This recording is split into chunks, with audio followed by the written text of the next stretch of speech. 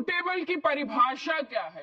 RPSC की चयन प्रक्रिया पर सवाल खड़े हो गए हैं। पशु चिकित्सा अधिकारी भर्ती 2019 में विवाद।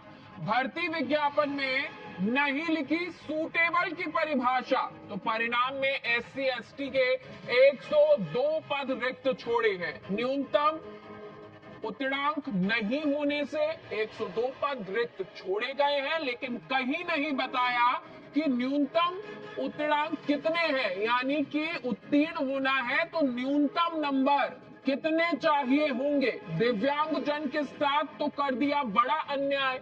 22 पद थे, मात्र एक दिव्यांग जन का चयन किया है। 21 पदों को सामान्य वर्ग के अभ्यर्थियों से भर दिया, जबकि विज्ञापन में लिखा था कि सामान्य प्रक्रिया से भरा जाएगा। सामान्य प्रक्रिया मतलब चयन प्रक्रिया या फिर सामान्य वर्ग।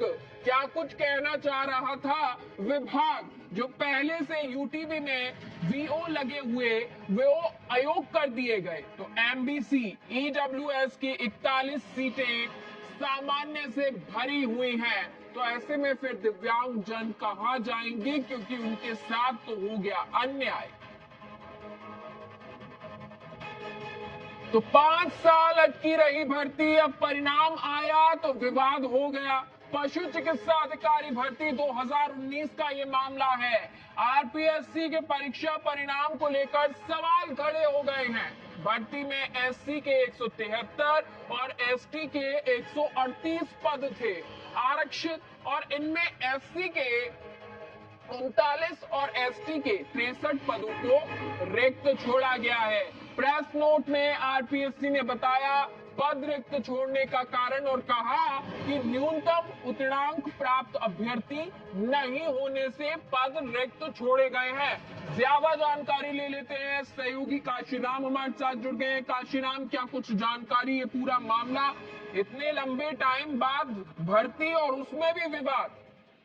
जी बिल्कुल, देखिए ये जो परिणाम जारी किया है आरपीएससी ने, उसको लेकर विवाद खड़े हुए हैं। और अभ्यर्थियों का तर्क ये है कि उन्हें कहीं भी यह नहीं बताया गया था कि न्यूनतम उत्तीर्णांक कितने होंगे।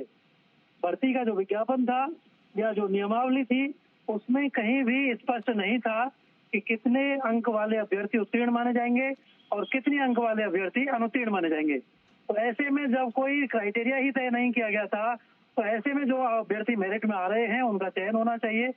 जो कट ऑफ लिस्ट जारी की गई है वो किस आधार पर की गई है उसका स्पष्टीकरण नहीं दिया गया है।